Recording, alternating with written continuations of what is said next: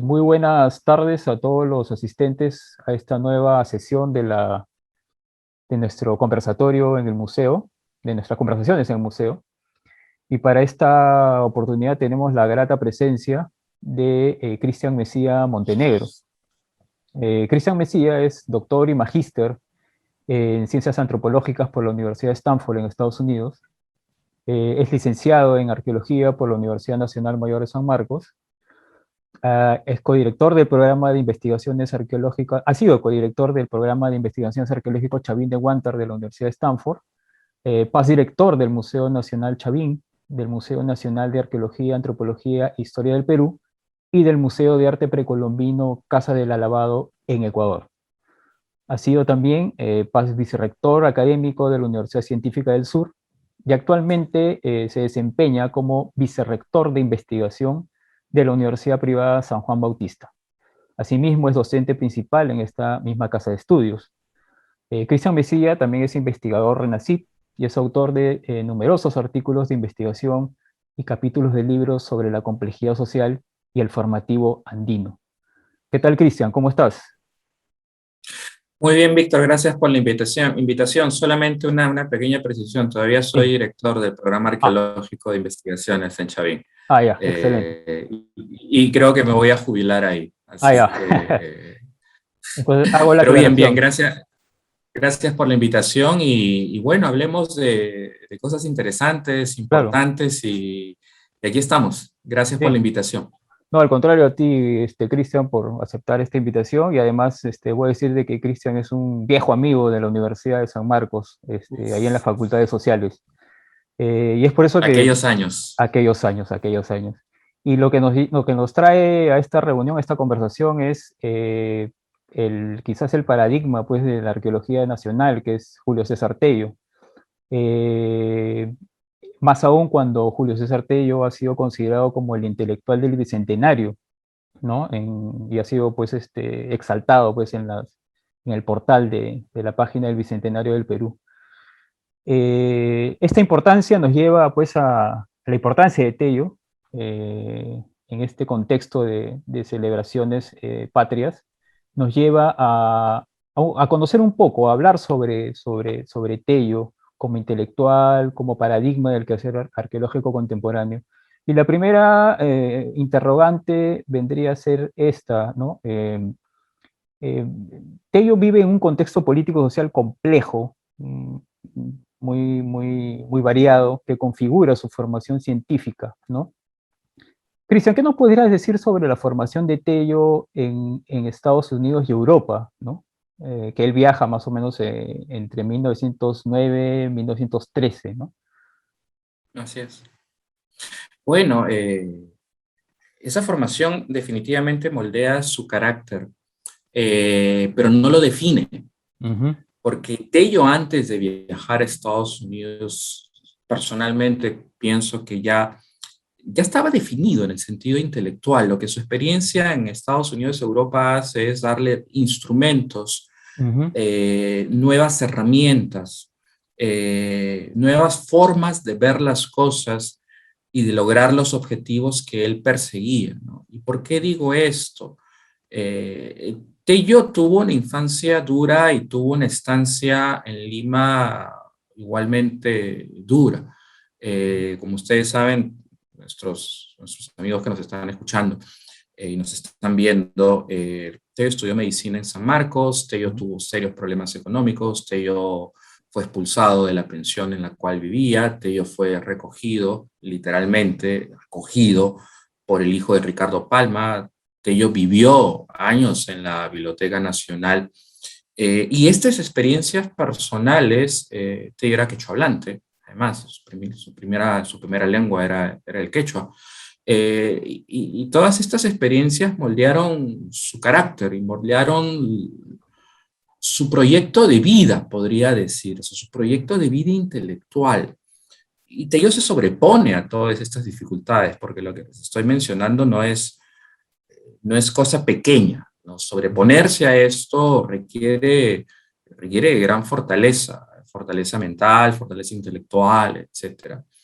y Tello se gradúa y Tello practica la medicina. Tello obtiene su título de médico cirujano con la tesis La antigüedad de la sífilis en el antiguo Perú, y donde Tello, a partir de las lecturas autodidactas que él había tenido en la Biblioteca Nacional, mientras vivía en la Biblioteca Nacional, se había empapado de muchos aspectos de la antropología y arqueología norteamericana, que lo llevaron justamente a escribir una tesis en que aplica un sistema clásico antropológico, ¿no?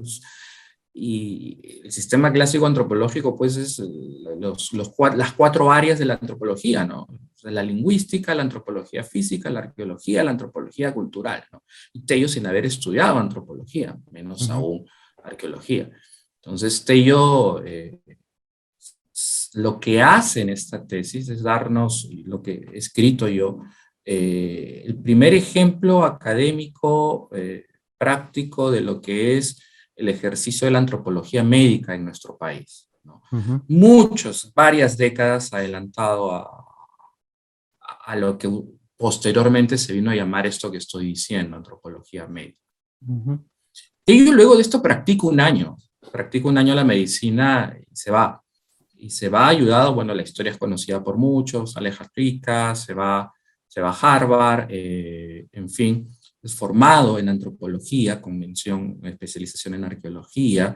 Entonces adquiere instrumentos y herramientas que obviamente no los iba a adquirir en el Perú, principalmente porque aquí no había enseñanza de antropología en nuestro país, ¿no? Y menos aún arqueología. La arqueología formalmente, cuando la Escuela de San Marcos de Arqueología es de los 70, ¿no? Entonces, estamos ante el caso de un académico que tenía un programa de vida bastante claro y se dio cuenta que ese programa de vida no lo podía cumplir en su país y tenía que irse, como muchos, ¿no? O sea, como muchos intelectuales que pasan por esta época, por esta etapa.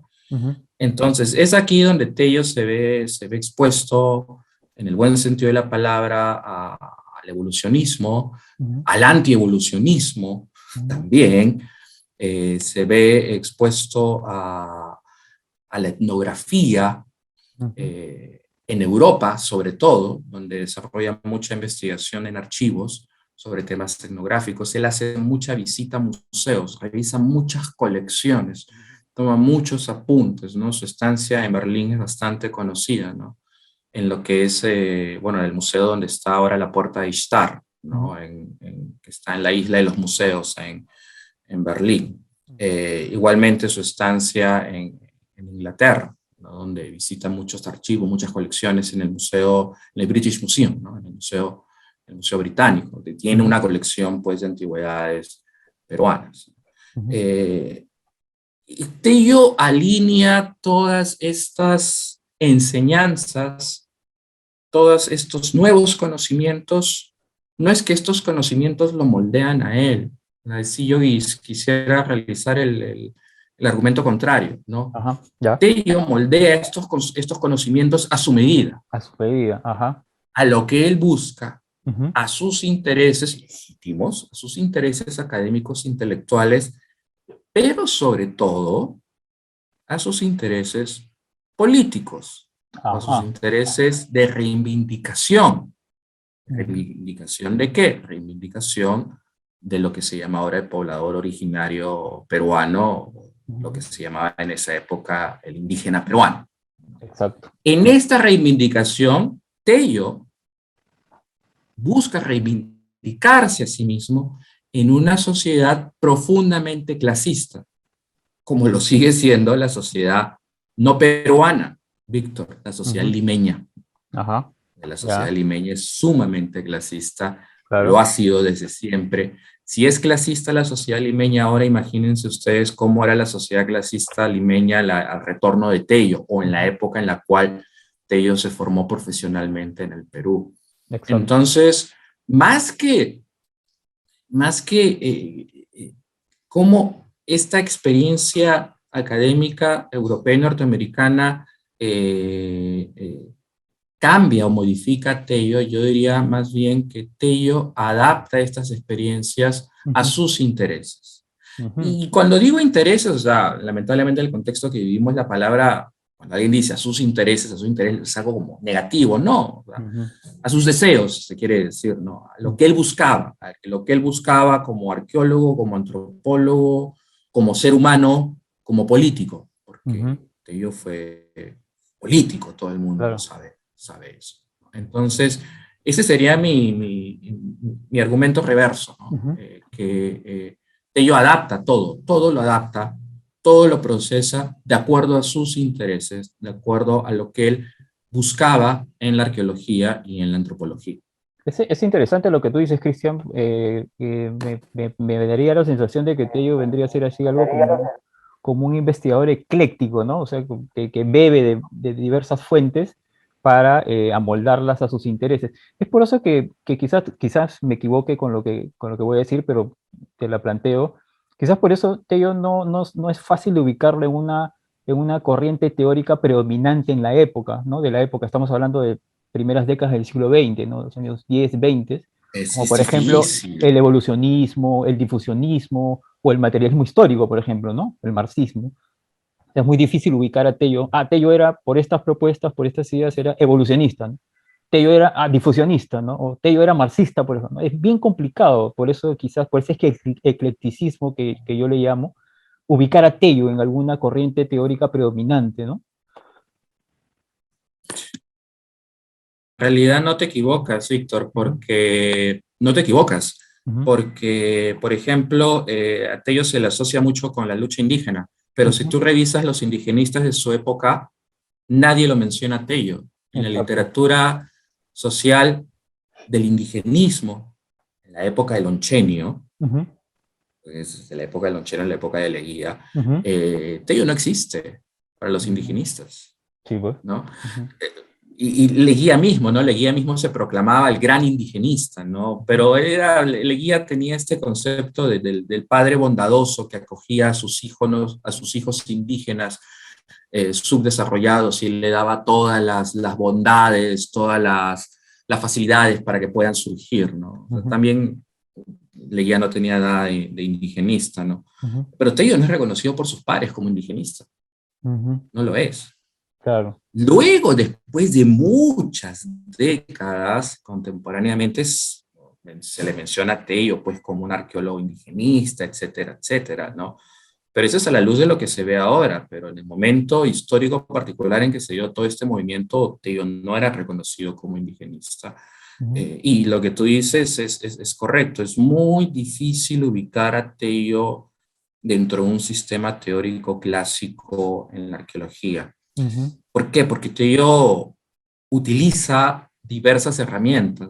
Cuando lees uh -huh, Origen y Desarrollo, lo que ves es un arqueólogo evolucionista, uh ¿no? -huh. Cuando lees el artículo de American Antiquity sobre Chavín, tú ves un arqueólogo difusionista, ¿no? Ujú. Boasiano, ¿no? Ajá. Ujú. Y todos sabemos pues que a Boas le mencionaban la palabra evolucionismo y Boas le daba ataque cardíaco, ¿no? Era el Claro. más ferviente antievolucionista que existió en la antropología norteamericana. Ujú, ¿No? ujú, Eh, del mismo modo, materialismo histórico, yo no. O sea, no, con la disculpa de mis colegas que tienen una opinión contraria, en Ya. este sentido, no le veo nada de materialista histórico a Julio C. Tello. Tello tenía una teoría, y la teoría era el tellismo. Era Ujú, una teoría para él, ujú, creada por él, que en realidad no era una teoría, era un melange de diversos aspectos metodológicos, ujú, interpretativos, que eran útiles, que le eran útiles para el procesamiento, interpretación de sus datos y para esta agenda política que él siempre tuvo, ujú. ¿no?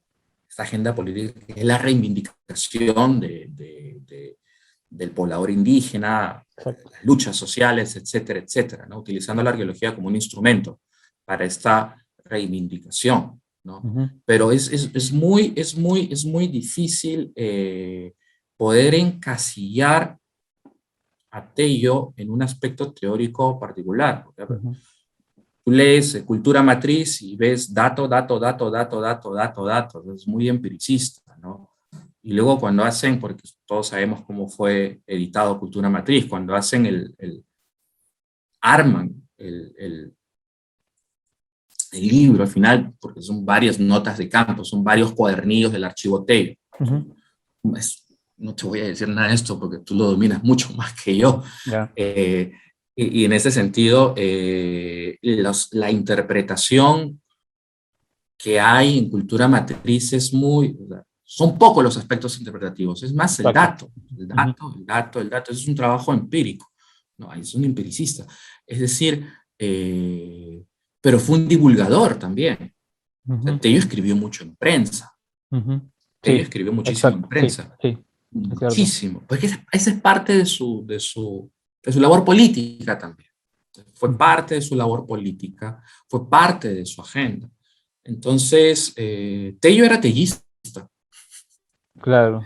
Tello no era ni evolucionista, ni materialista histórico, ni difusionista. Tello era tellista. Es Ujú, un hombre único en su tiempo, un hombre ecléctico que se construyó a sí mismo y claro. tomó lo que le consideró él que le era más eficiente y descartó aquello que consideró que no le era eficiente, Ujú. ¿no? Hace Es muy distinto a la formación que recibimos ahora, por un- ejemplo. Yo que me he formado en el extranjero,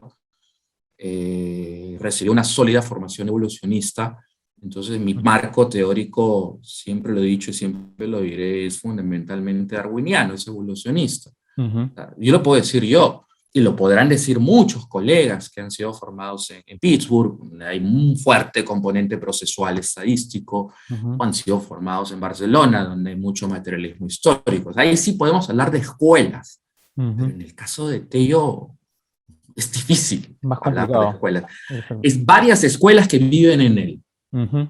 Tú también hace un momento mencionaste su relación con el gobierno de Leguía, justamente que se fortalece cuando él regresa de Estados Unidos y de Europa de hacer sus estudios y bueno, se dedica pues a trabajar en museos, ¿no? Es una relación bastante larga. ¿Esta relación cómo fue? O sea, ¿fue, digamos, una simbiosis feliz o no fue una simbiosis feliz entre Tello y Leguía? Mira, yo creo que sí fue una simbiosis feliz para Tello. Ujú, Sí fue una simbiosis feliz incluso para Leguía. Leguía vivía, como dije hace unos minutos, enamorado ujú, de la cultura indígena, entre comillas, ujú, y tenía a un profesional de primer nivel que llenaba esa sed de conocimientos, esos aspectos que Leguía buscaba, ¿no? O sea, piezas de museos, Leguía le puso museos a Tello, de repente ujú, es una palabra muy dura, pero digamos que Leguía lo colocó en espacios estratégicos en los museos, ujú, eh, lo apoyó bastante, apoyó muchísimo sus investigaciones arqueológicas. ujú. Eh, Cuando Leguía sale del poder y sale como sale, Tello cae en desgracia, Sí. pero todo el mundo académico lo relacionaba Ujú, a Leguía. claro. Y Tello tuvo muchos problemas para financiarlo, de Paracas, por ejemplo, ¿no? Y Ujú, Tello, eso está en el Arqueológicas 10, el Arqueológicas 10, pues que son aspectos, son documentos administrativos de mucha relevancia ujú, para el museo, se ve claramente. O sea, Tello le da un conjunto de fardos de nivel 3 a Rockefeller para que le financie sus investigaciones, ¿no? ujú. Y eso es algo que no se habla, pero eso está escrito. Y yo lo Sí, que bueno, estoy diciendo es eso es simplemente cierto. comentar algo que está escrito Ujú, en los archivos del Museo Nacional ujú, de Arqueología y Antropología. Ahora Arqueología, Antropología e Historia del Perú. ujú, Entonces, sí, Tello la pasa muy mal después de Leguía, pero mientras Leguía estuvo en el poder, Tello tuvo todo el apoyo del ujú, gobierno, tuvo todo el apoyo gubernamental para su trabajo en museos y para sus expediciones arqueológicas. Y además todos saben pues que Tello fue diputado, ¿no? exacto. ¿Y Ujú, diputado por quién? Diputado por quién también, ¿no? ujú, Entonces, Eso es un aspecto que no se menciona mucho en relación a Tello y no veo la razón por la cual no deba mencionarse, porque como hablábamos antes de la entrevista, Tello es un hombre, es un ser en el tiempo, ¿no? Es un ser en el tiempo y todos nosotros somos seres en el tiempo que vivimos en contextos históricos, sociales muy particulares, ¿no? Entonces, cometemos acciones buenas, hacemos cosas malas, en fin, nos juzgan por eso o son percepciones sobre estas acciones, pero eh, hay que decir las cosas como sucedieron, justamente para desmitificar a la persona. Y ese es el gran problema, cuando mitificamos a las personas que simplemente, o sea, las teorías se vuelven tan intocables que perdemos nuestro afán cuestionador. Y el trabajo del científico es cuestionar, o sea, vivir en permanente cuestionamiento hacia lo establecido. Entonces, ¿es cierto esto? Claro. ¿Realmente pasó de este modo?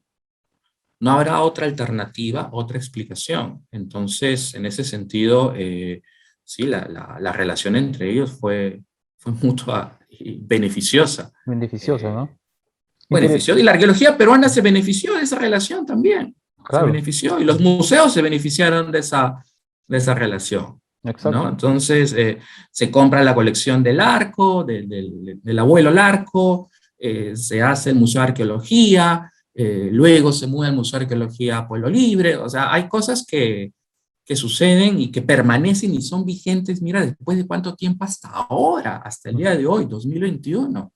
Pero gracias a esa relación que existió entre Tello y Leguía, que no hay por qué negarla.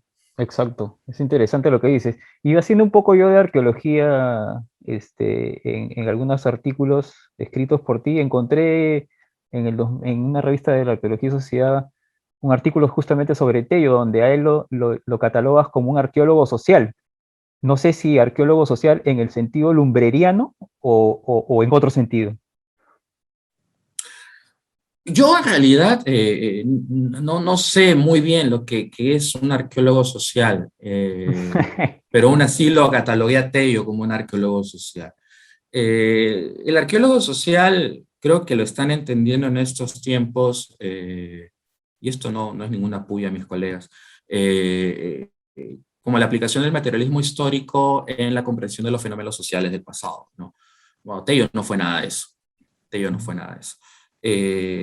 Lo llamo arqueólogo social porque Tello utilizó a la arqueología como un instrumento para sus fines políticos.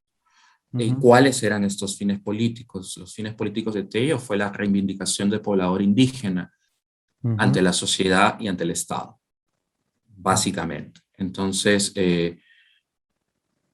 Tello utiliza a la arqueología, utiliza los datos arqueológicos, construye una teoría de surgimiento de la cultura andina en la sierra, con la finalidad de demostrar que efectivamente estos seres, a los que las clases altas limeñas llaman ignorantes, salvajes, estos seres, estas personas fueron capaces de construir una gran civilización que es motivo de orgullo nacional, ¿no? Y de orgullo mundial, por decirlo, ¿no? Pero estos ignorantes, estos salvajes, hicieron esto. Por lo tanto, la oligarquía limeña, el clasismo limeño, está totalmente equivocado.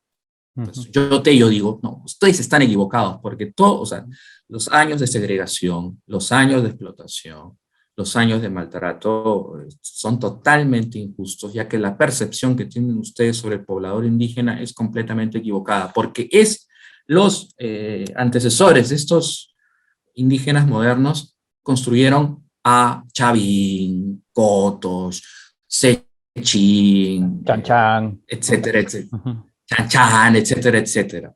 ¿No? Esa es la labor, ese es el objetivo político de Tello, y él utiliza la arqueología, porque ve en la arqueología el instrumento tal vez más eficiente a sus ojos para poder construir esta narrativa, porque Tello lo que hace es construir una narrativa, construir la narrativa de que Chavín es el origen de la civilización andina. Del mismo modo que existe una narrativa que nos habla de Caral como el origen de la civilización andina, ¿no?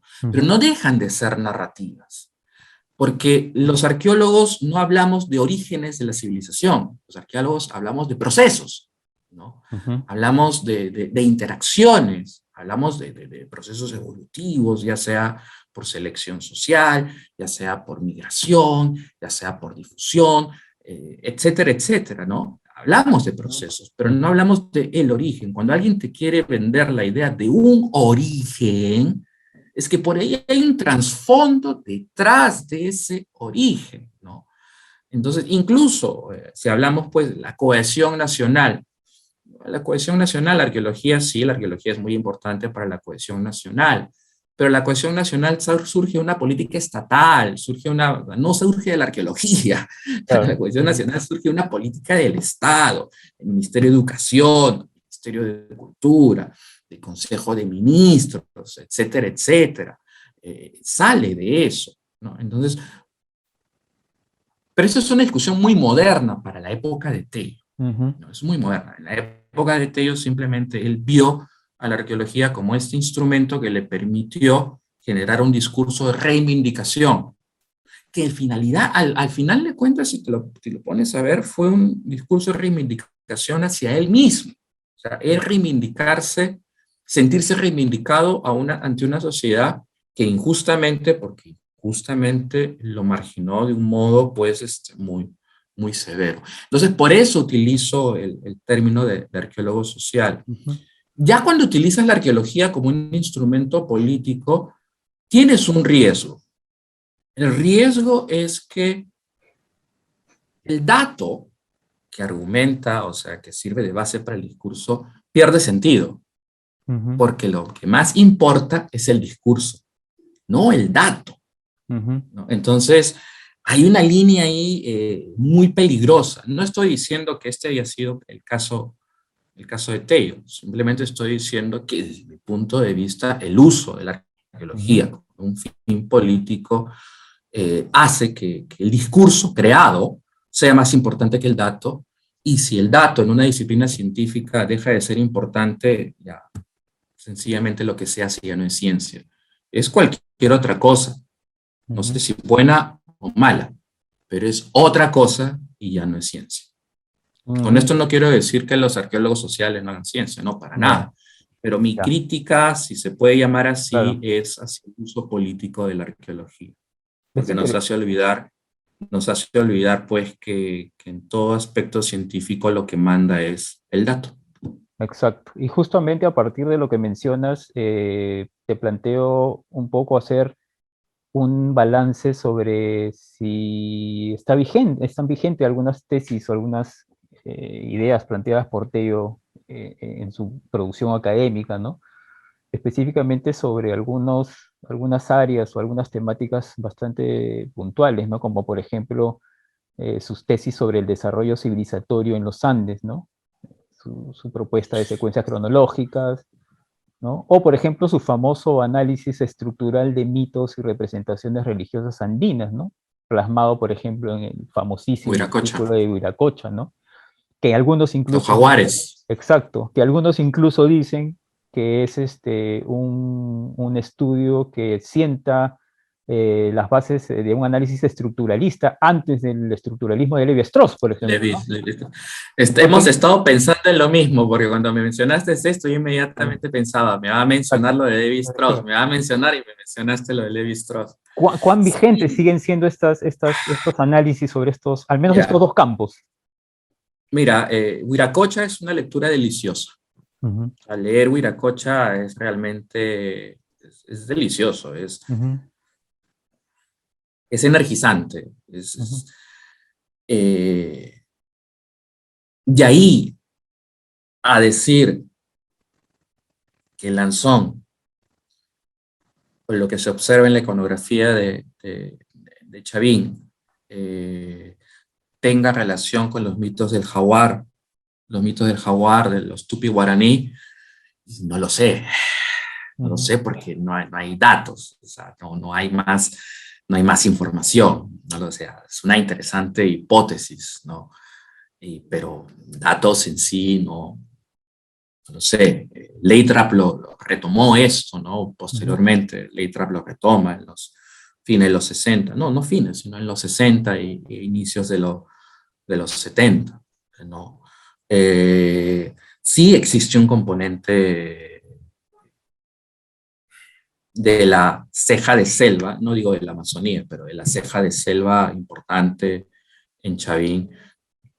Pero no es que el Chavín haya surgido desde ahí, desde la ceja de selvas, ¿no? Lo que estamos viendo es que son desarrollos paralelos que se han beneficiado mutuamente por una interacción continua, ¿no?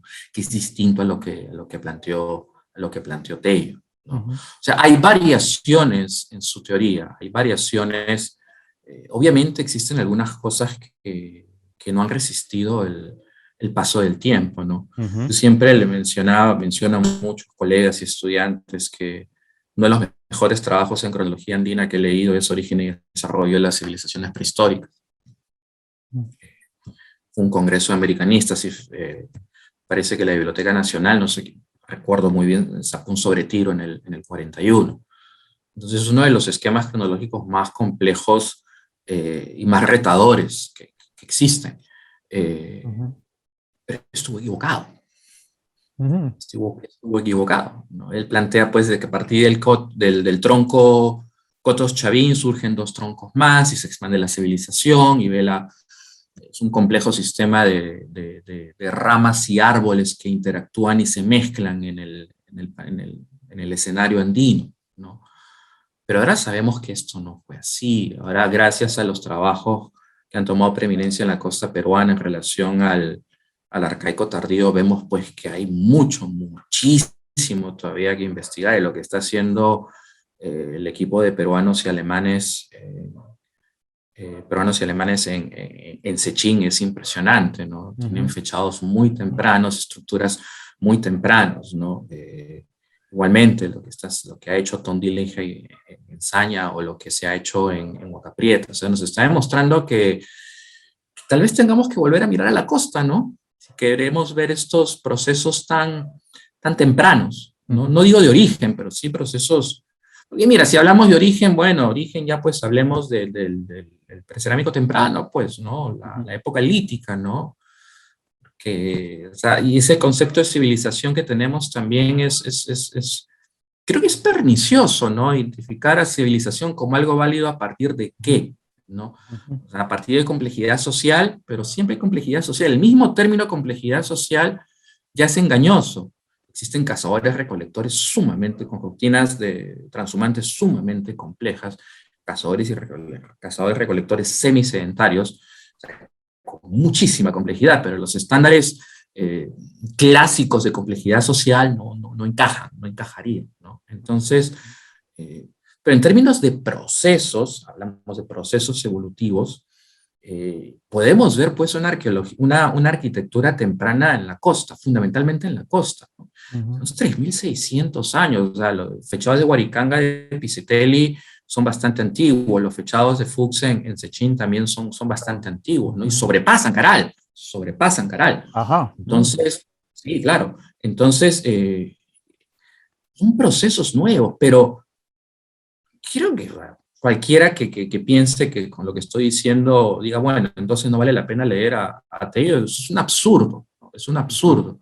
Claro que vale la pena leerlo, porque es un gran ejercicio intelectual para observar cómo se mueven sistemas complejos, ¿no? A sistemas complejos me refiero al pensamiento de Tello.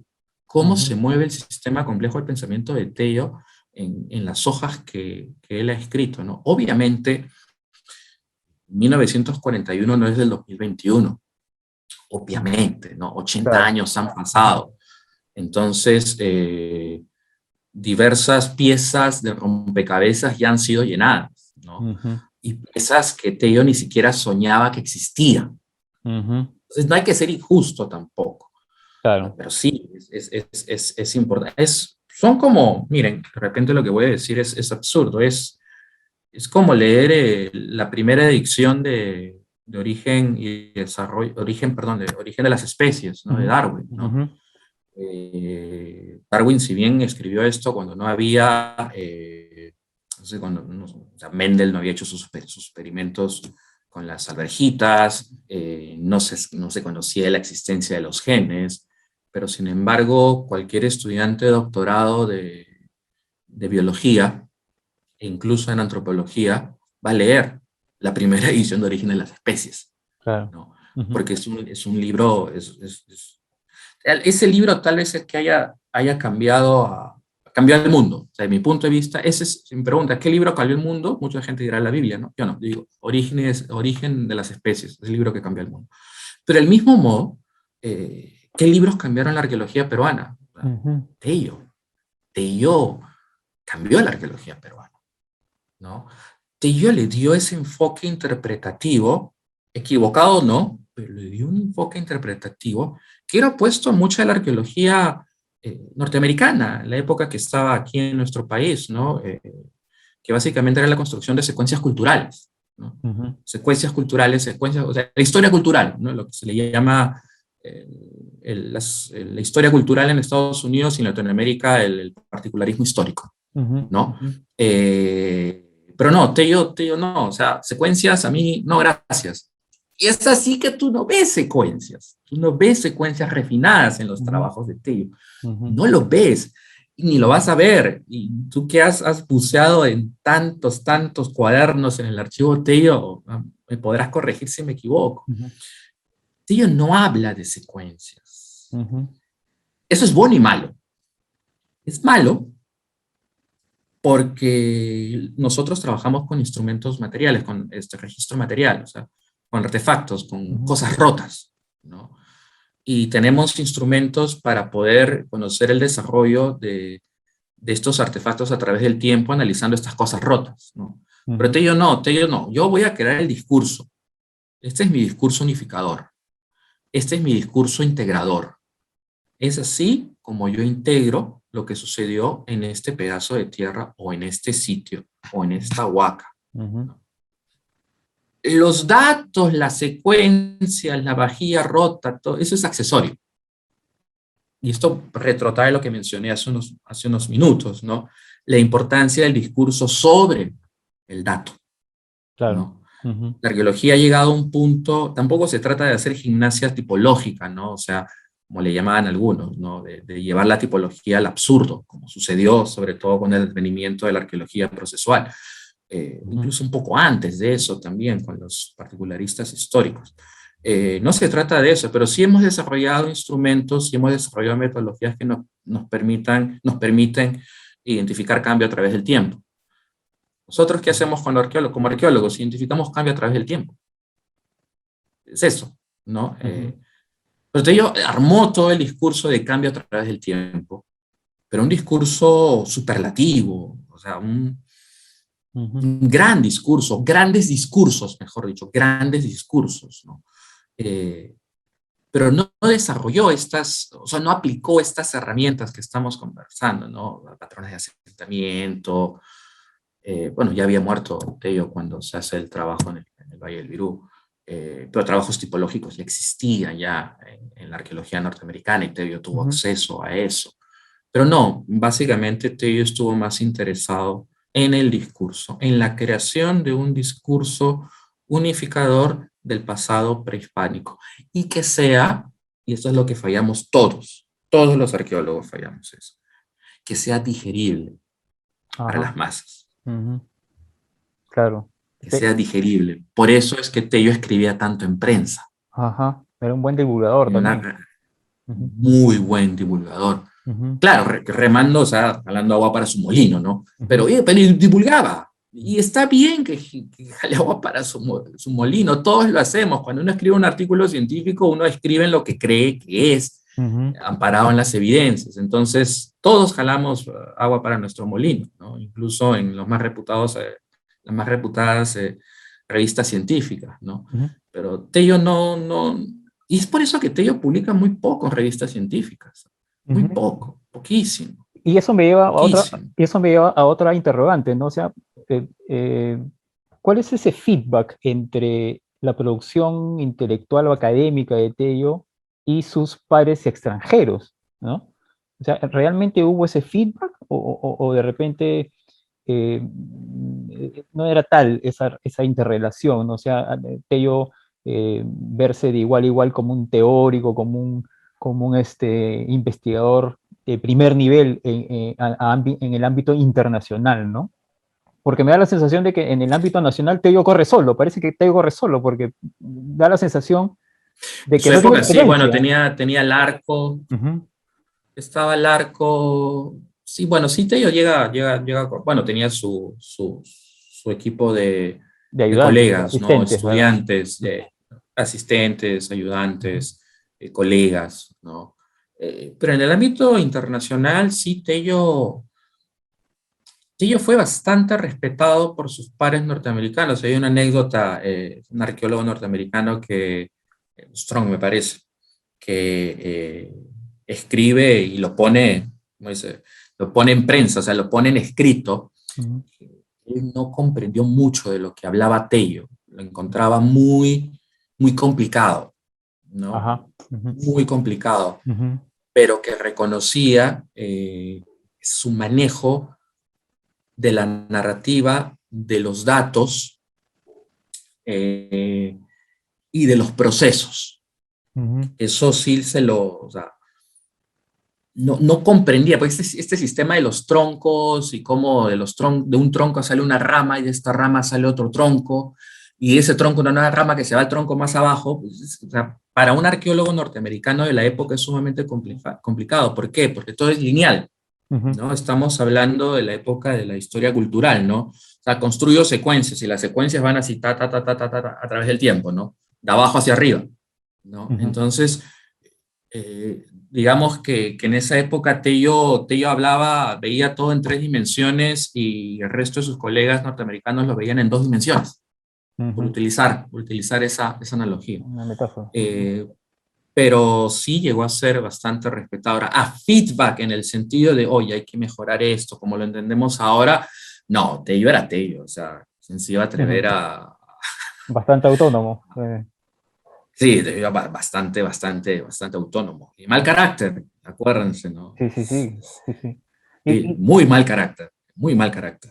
y entonces, a la luz de las investigaciones actuales, ¿cuál sería para ti quizás la principal reformulación o críticas que se le haría a Tello en cuanto a sus investigaciones conocidas, ¿no?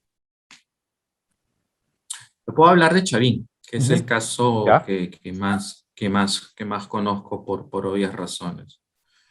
Yo he encontrado en el trabajo de Tello una fuente inagotable de datos, Ujú. inagotable de datos. Datos que me han servido, no me han servido, me siguen sirviendo hasta ahora para muchas de las cosas que estoy escribiendo y haciendo. En temas interpretativos o temas procesuales, tal vez no estuvo muy acertado. Ujú. Tal vez no estuvo muy acertado. Ya habíamos hablado de la relación con la Amazonía, etcétera, etcétera. ¿No? Este origen de Chavira y la civilización que viene de la selva debido a Ujú. la yuca y el maní, etcétera, ¿no? Eso es, Ujú. hay que ver, hay que ver. No estoy, o sea, digo que no ha sido acertado a la luz a la luz de lo que conocemos ahora. Quién sabe, en 10 años, en 20 años me tenga que tragar mis palabras y me las voy a tragar con mucho gusto, porque la ciencia es así, ¿no? Exacto, La ciencia es exacto. así. Ujú. La ciencia es así. Pero a la luz de lo que conocemos ahora, creo que, creo que no estuvo muy acertado. Dicho esto, los datos que él presenta,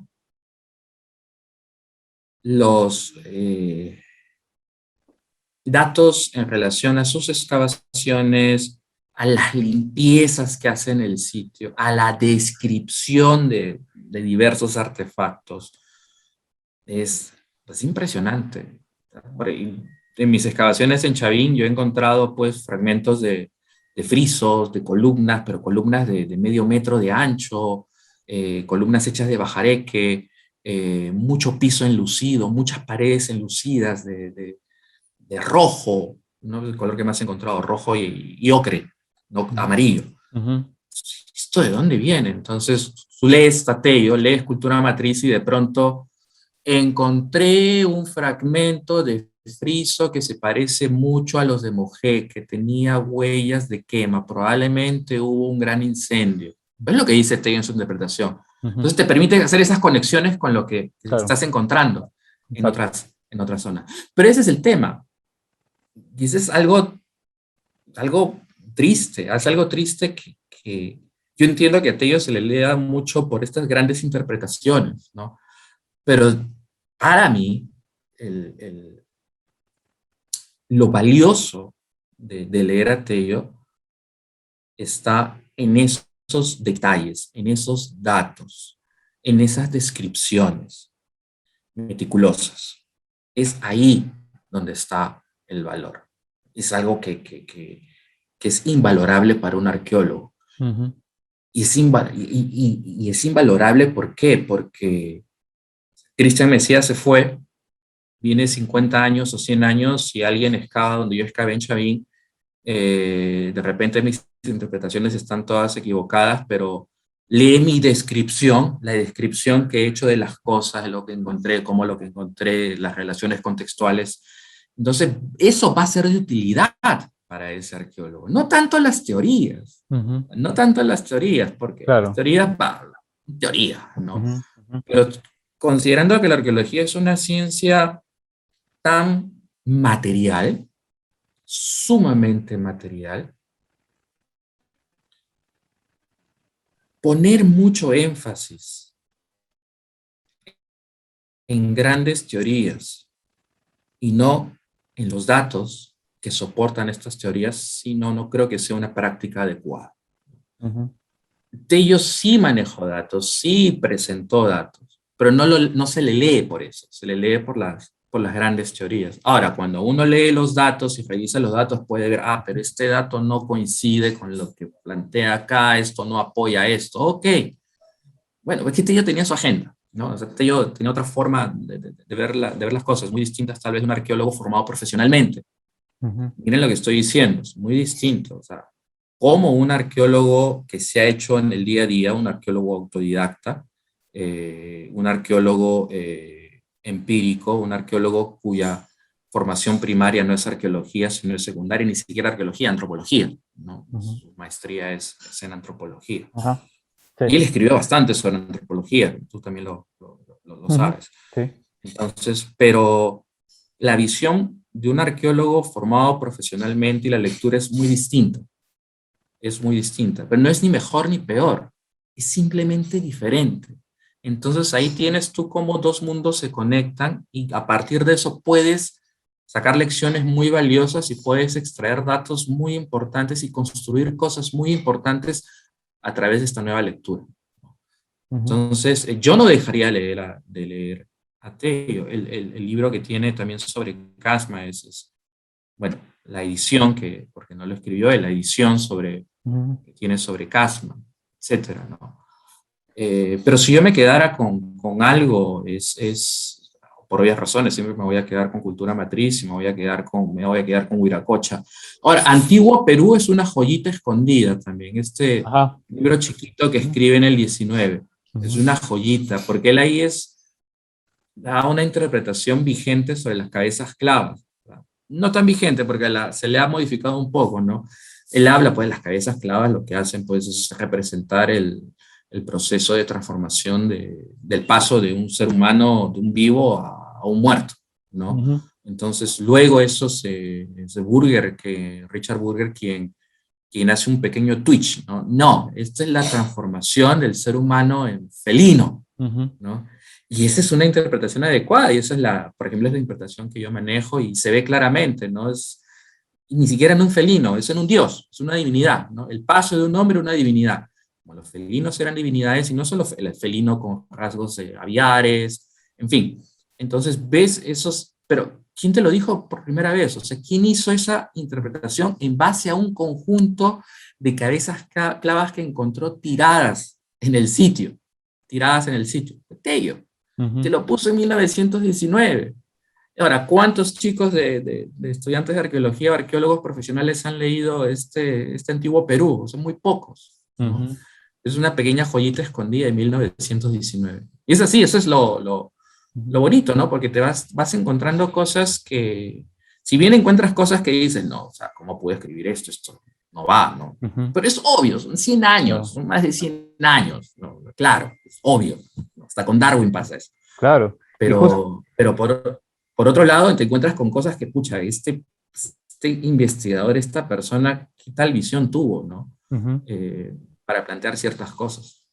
y justamente para ya ir cerrando la entrevista, esta ilustrativa entrevista contigo, Cristian, quisiera unas palabras breves sobre lo que tú acabas de mencionar sobre los libros de Tello, ¿no? Acabamos de reeditar el libro Chavín Cultura Matriz, donde incluso se ha incluido pues algunas, como anexo, algunas imágenes, fotografías y acuarelas, ¿no? Que estaban relacionadas con el libro, pero que por algún motivo fueron dejadas de Salieron. lado, ¿no? Y eso llevaría pues también a quizás más adelante a reeditar los otros libros que tú mencionas, ¿no? Arqueología del Valle de Casma, Antiguo Perú, ¿no? ¿Qué nos puedes decir sobre esta reedición del libro de Tello? ¿Es No, es, una- necesaria? ¿Es importante? es bienvenida, es una reedición bienvenida y en buena hora. Mm. Una vez conversamos que hubo unos planes para hacer esta reedición hace unos años, Sí, cuando fui claro. director del Museo de Pueblo Libre.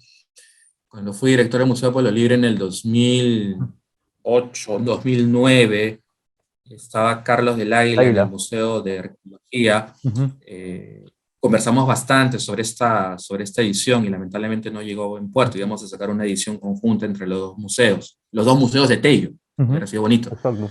Independientemente de eso, es en buena hora, es una reedición saludable. Primero porque encontrar el libro físico es difícil, ¿no? Ujú. Bueno, en las Malvinas uno lo puede encontrar, etcétera, Claro. Ujú. pero no en muy buenas condiciones. Yo no lo tengo, yo tengo la versión digital. Ah, ¿Qué mira. es versión digital? Simplemente lo fotografié todito Ujú. en el 2004 en Estados Unidos. Lo saqué de la biblioteca y puse el trípode y empecé página por página. Y todo Ujú. lo puse en formato Ah. PDF, lo convertí. Entonces ahora sí Pero sí lo puedes, lo tengo en... pero sí lo puedes Sí, adquirir en formato de lujo, porque ha salido en tapa dura, en edición formato grande, sí, ¿no? y es una gran cosa lo que han hecho. Hay cosas que no debemos dejar que se pierdan, Ujú. ¿no? Ujú. Dejar que un libro tan importante se quede perdido, no sé si en el olvido, pero perdido en no encontrarlo, en ya no tenerlo, no leerlo con facilidad, etcétera, no es bueno, ¿no? Ujú. Y no le hace justicia al aporte de ese libro. Ujú. Entonces, ahora sí tenemos una nueva edición, es una edición de lujo, una lectura, ¿verdad? Si bien en algunas partes es repetitivo, porque repite Ujú. lo que dijo Claro. adelante, luego vas a la mitad del libro y nuevamente repite lo que... Pero en fin, esa es la forma como se dio la edición y todos Ujú. nosotros sabemos esa historia. Exacto. Eh, pero es un testimonio, es un testimonio. Y qué bueno que sea una edición de lujo porque es una edición duradera. Y Ujú. tampoco es que sea un precio de lujo, porque es un precio totalmente asequible, ¿no? Para Ujú. un libro de esta envergadura. Ujú. Entonces, mis parabienes y felicitaciones, porque esto también va a permitir que las nuevas generaciones tengan acceso a un documento histórico de gran calidad, ¿no? No solo por la edición, por la inclusión de elementos que no formaron parte de la primera edición, sino más importantes por lo que hay dentro del libro, por lo que Exacto. nos dice el libro. Podríamos estar en desacuerdo a la luz de lo que conocemos ahora en las conclusiones o aspectos, algunos aspectos del libro, por supuesto, pero como vuelvo a decir, hay datos ahí que son invalorables.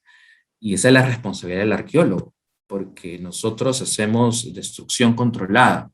Ajá. Entonces, si no presentamos datos, presentamos pura narrativa, en realidad está bien lo que se hace, pero bueno, los que hacen eso que no se llamen arqueólogos, ¿no? Que se llamen historiadores, en fin.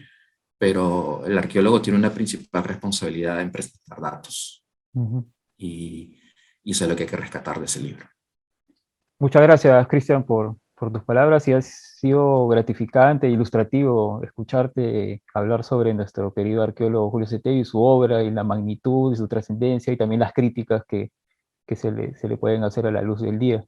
Más bien, te agradezco por esta entrevista, y nada, de repente, quizás en otra oportunidad, hablar ya de tus propias investigaciones ya Claro que sí, con Javín, cuando quieran. ¿sí? Por supuesto, ha sido una conversación muy agradable, sobre todo tenerla con un gran amigo a quien no veía hace muchos años. Creo Sí. que, no sé cuál qué ha sido más gratificante, hablar de Tello, hablar de Tello contigo, pero lo he disfrutado Sí. bastante. Yo creo que también el público que nos está viendo va a disfrutar de esta entrevista, está disfrutando de esta entrevista. Y nada, agradecerte, y también agradecer al público que nos está viendo por esta cita, esta conversación con Cristian Mesía. Y nada, los invitamos para las siguientes ediciones de Conversaciones en el Museo en este mes patrio, que justamente está dedicado a nuestro insigne arqueólogo Julio César Tello. Muchas gracias a todos y muy buenas noches.